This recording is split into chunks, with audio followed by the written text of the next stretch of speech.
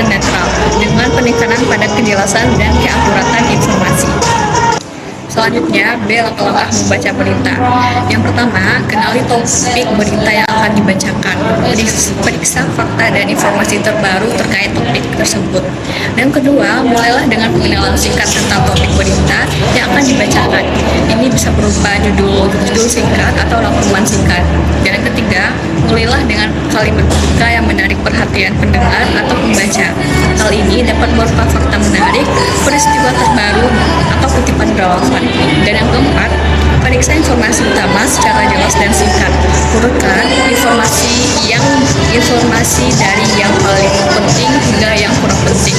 Dan yang kelima, berikan konteks atau penjelasan singkat tentang latar belakang atau relevansi topik berita. Dan yang keenam, jika memungkinkan, sebutkan sumber informasi atau kutipan yang digunakan dalam membaca yang digunakan dalam berita untuk meningkatkan kredibilitas. Dan yang ketujuh, ringkaslah poin-poin penting dan akhiri dengan kesimpulan yang kuat atau tanggapan singkat. Dan yang terakhir, akhiri dengan kalimat penutup yang mengikat, misalnya mengucapkan terima kasih kepada pendengar atau pembaca.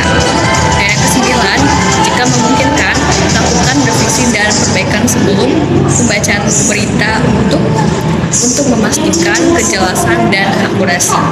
Dan yang ke-10, latih kemampuan membaca berita secara berkala untuk meningkatkan kemahiran dan kefasihan dalam menyampaikan informasi.